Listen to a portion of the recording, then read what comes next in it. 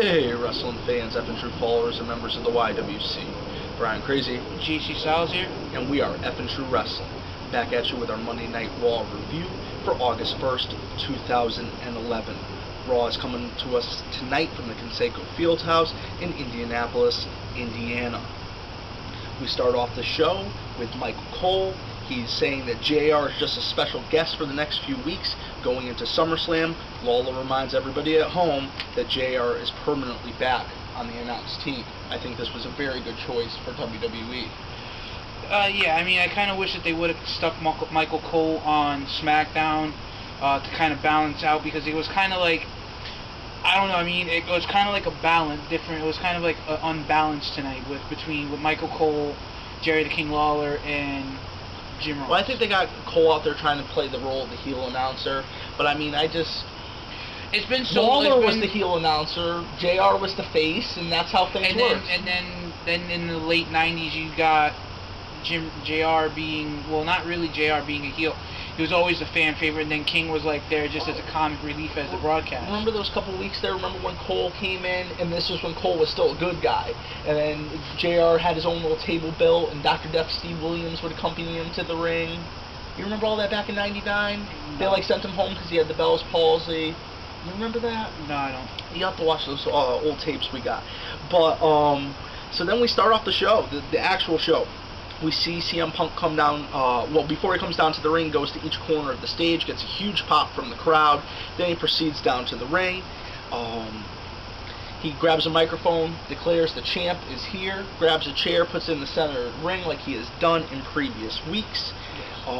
He talks about in his promo that he loves the place he works, but he hates the people that are in charge. He talks about the domino effect. Once he spoke his mind, how many things have happened so far. Triple H is now in control. Vince McMahon has been relieved of his duties. Now we have two WWE champions. Correct. They were going to let CM Punk go, but once he started speaking his mind, it created such an effect that they brought him back. I think more or less what it was that... in storyline, they brought him back. Yeah. We all know what's going on behind the scenes. Even that, if indeed CM Punk did leave the WWE and with the WWE Championship, and it wasn't all storyline and it was actually happening, I think WWE would have tried all its best to get CM Punk back, because the man boosted up the ratings in the last several weeks. He increased pay-per-view buys for Money in the Bank. Oh, he did. Him and Cena delivered a fantastic match, which then the next night on Raw, a week later, we see, back to his old Superman gimmick last Monday night. Last 5 minutes of the match. We'll touch on that in a little bit. To finish up the Punk promo, says sitting at home with the title, he had to come back to be the voice of the voiceless.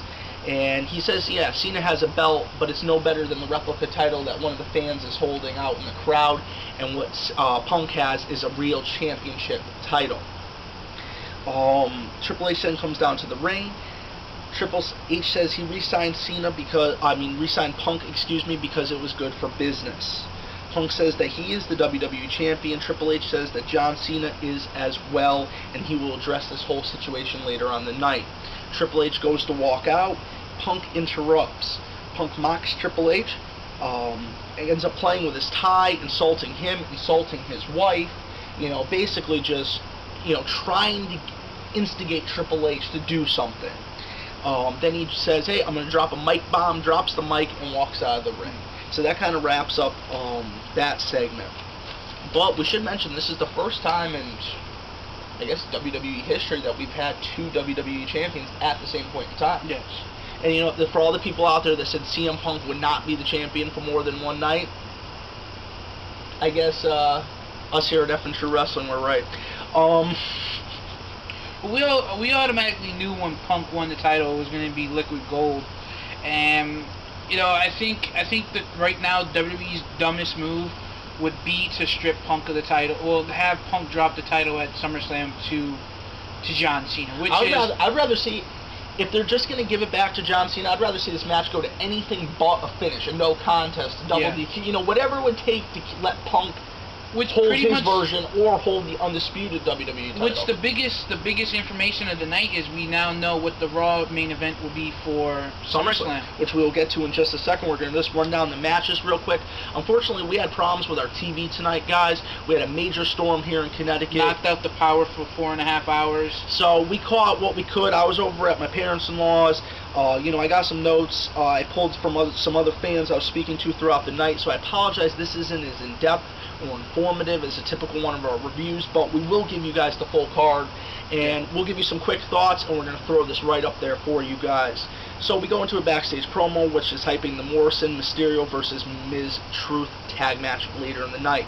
Then we see a number one contenders battle royal for the Divas title. We see Nikki versus Brie versus Beth Phoenix versus Melina versus Maurice versus Eve Torres versus Gail Kim versus Lisa Fox versus Caitlyn versus AJ versus Natalya Neidhart versus Tamina and versus Rosa Mendez.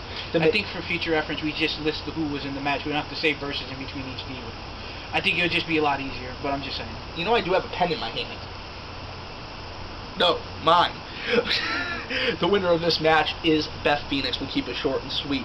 Then we go into the Miz and R-Truth versus Mysterio and Morrison match. This was a pretty good contest, I do have to say. I think JC unfortunately missed this match because of the TV being out. Yeah, we had a bad storm around 5 o'clock our time. For those of you who live in Connecticut, you know the storm. Some of you are getting the storm. Some of you had the storm a couple of hours before us. We got hit really bad, and unfortunately, the lightning storm that we also had knocked out one of the transformers on the poles in the street, and pretty much basically the gist of it, the power got knocked out in the process. And also for those of you who have Dish, you know that when extreme and very severe bad weather, well, it's nice out now, the weather interferes with the dish, and that's kind of what happened. By the time the power went on, I had so much hard time getting the satellite dish to turn back on. I love my cable. I sure do. And, to sum it up short and sweet, Miz and Truth picked up the win over Mysterio Morrison. Post-match, we see Miz go after Morrison and hits the skull-crushing finale. Then we go into the next match for the Tag Team Championships. We see the... It was a non-title. It was a non-title? It was a non-title. Okay, because by the time I got home, we were still having problems down here, so... With, Vladimir Kozlov, for those of you who are wondering, is over on NXT doing his thing over there, which is not allowing him to compete with Santino as a tag team. But we have seen the unlikely combination of Santino and Ryder. Alex Ryder. Wow. Alex Ryder? Wow. He's half A-Ride, half Zack Ryder. Zack Ryder. I can just see all the keyboard Zack Pack warriors just, Alex Ryder, whatever. I'm only human, we make mistakes. Anyway, moving on. We see Santino and pretty much basically Zack Ryder pick up, we see David O'Tuna and Michael McGillicuddy. McGillicuddy picked up the win for the team. Yes. Unfortunately, I want to kind of see more out of Ryder Santino. Let's just face facts. They're not the greatest tag team in the world. We know who the greatest tag team is in ROH. But anyway. Quick note for all our fans out there. Kurt Angle is still pushing for the world's greatest tag team to go to TNA. But anyway. Side note. Pretty much we see David O'Tuna and Mr. Perfect Jr. Pick up the win. But the thing is, though, Santino and Ryder make such a good team. Santino is a good competitor. Put the jokes aside. He's a decent competitor. Yeah, maybe he's not WWE Championship material, but you don't have to be a good competitor. You just got to be solid in the ring, be funny, be entertaining, and do your job well. And that's what he does. Same with Zack Ryder. And I'm glad to see that we see Ryder compete on Raw, yes, and he's Teddy's assistant on SmackDown. Yes. So we get to see Ryder on, then he competes on Superstars as well. Which I don't see him lasting on SmackDown just because of the choices he has been making. But that's a video for another. That's SmackDown. Discussion for SmackDown. Yeah, when we get to SmackDown, hopefully we'll get to it this week. It has just been crazy here at F&True Wrestling. If you guys checked my quick Raw preview, I kind of went into a little more depth. Check it out if you haven't. Then we move on to our next match. We see Alberto Del Rio go against Evan Bourne. Now this was solid, and Del Rio won without outside interference. Yes, he won. Unfortunately, not for nothing. I like submission finishers. I mean, they're great, but I don't know. I kind of like to see Del Rio pick up something other than the cross armbar. Maybe do something, some kind of nice looking finisher. You know, something to change it up. Because I mean, that's the one bad thing about wrestlers who have the submission finishers, is that because you're expecting it. You know what's going to happen. It's like with the crippler crossface when Chris Benoit used to deliver it. That's the thing about Del Rio does. You know, he just comes out of nowhere and does that nice little spin and grabs the armbar. Yeah, I mean, it was the same thing. It was the same thing like with Chris Benoit. You can hit the crippler crossface out of nowhere, but the thing was, you knew it was coming in like mid variation. Yeah. Oh, it's the same thing. That's just like Randy Orton. You know you're going to see the cutter. You know it's coming. You're going to see the RKO because pretty much basically... Fix your muffler. You're going to see the RKO basically because he starts pounding the mat. Or someone's getting ready to do some kind of like sick aerial assault and then he just bam turns it into an RKO. And I got to make this clear real quick. This is completely not wrestling related, but if you have a 1.6 liter Honda motor, which I have 2 Hondas sitting over there, you do not need a 4-inch exhaust on it. Thank you. Just had to get that off my chest. So we see Del Rio pick up the win over Bourne. Then we move into the Triple H promo. This is the big announcement for what's going to happen at SummerSlam, basically. Basically, he comes out, says both men can compete. Well, there was a poll taken. Yes, there was a poll. There was who do you think is the deserving WWE champion? 56 went to Cena and 46 went 54 went to John Cena, and 46 went to CM Punk. That is correct. And I would just like to say that 53% of the 35-year-olds still living in their mother's basement. But that's besides the point. But yes, pretty much basically, you know, we all know the truth. CM Punk is the true champion. The title that John Cena currently has is not a legitimate title. It just kind of reminds me of SummerSlam 1996 when we saw Razor Ramon versus Shawn Michaels for the undisputed Intercontinental Championship. You gotta look at it like this real quick, and we don't want to dwell on it too long. But I'm sure when WWE ordered the title that CM Punk currently holds, they probably didn't just get one, just in case if something happened. They probably ordered 2, so it's probably the same belt, unless it's just a high quality replica off a site. But that aside, Reggie Parks mastered 1500 belt. Well, that's totally off subject. Totally off subject. But the thing is, though, CM Punk, in all of the smart wrestling fans' eyes, is the true WWE champion. Well, it's arguable. I am a CM Punk fan. You know I got a John Cena shirt on right now, but that's because your kids. Well, yeah, my kids love the guy, and it's also the topic of discussion right now too. So I thought it would be fitting. I don't unfortunately have a CM Punk shirt. I only have a Old Nexus shirt. So I thought this would be very fitting for our topic of discussion. But this is the way you can look at it, and I think this is arguably correct. Punk's contract was up that day. So even if he won the title in the storyline, he would have lost the title after he left the company. They would have had to negate it and create a new champion. Rey Mysterio... But they didn't create a new championship. They just They just kept the spinner championship. The non-spinner championship. Well, until CM Punk came back, the title was technically vacated. It was run by Rey in the tournament, and then Rey got shafted when he had to face Cena. But the thing is, though, they should have waited and just to see if they would have gotten Punk to come back. Well, that's this whole undisputed champion. That's the storyline. That's the whole thing that they've created here. The whole thing was figured out by a team of writers in an office saying, what's a great main event for SummerSlam? Well, CM Punk's hot right now. Let's give him the title. Let's make it disputed and have John Cena get another title. And let's have these two face off. It's simple fucking brilliant. Cena is a paper champion. I don't care. In my mind, and everyone else's mind, CM Punk is the true champion. It was the same way. I love CM Punk, but it's arguable that both men could have a claim to the championship. It was the same thing when Kurt Angle was the world champ, and then he left and was lost the title. He lost the title because he was released from WWE, but everyone knew that the reason why he left, he was truly still the champion because he shouldn't have been released. Oh, a perfect angle was when Ric Flair left with the NWA heavyweight title, which was also the WCW heavyweight title. I mean, he was the true champion. Everybody knew it. And who won the champion in WWF after he left? Kurt Angle? That was 2006. No, I'm talking about Ric Flair. Oh, God, back in 91? Was it Hogan or was it Undertaker? Survivor Series 91 would have been Undertaker. if I'm not mistaken, because he debuted at 90 in Hartford. And that's when they had the big egg. Yeah, and Undertaker was so freaked out he was going to be hatched out of that freaking egg, but it had turned out to be the gobbledygooker, which was one of the Guerreros. Completely useless wrestling trivia that we're giving you guys here on F and True Wrestling. But no, I mean, it's the same thing though. It's like whoever won the WWF Championship after Flair left and went to WCW was the paper champion because they didn't beat Ric Flair. They didn't beat the champion. I think Ric Flair dropped the belt before he left, didn't he? I don't know, I'll have to research that, but still, anyway. I really think let's get on with the rest of the review. I'm talking about more in WCW. Whoever won the WCW title was Restroom. Yeah. Joseph has to go now. So we'll just run through it. You know, Triple H says both men could be considered champion. Johnny Ace, who is John Laurinaitis, he is the Executive Vice President of Talent Relations for the WWE. He comes down and says Triple H has been in the corporate end for a short time, while he's been in it for close to 10 years, and he knows what Vince would have done.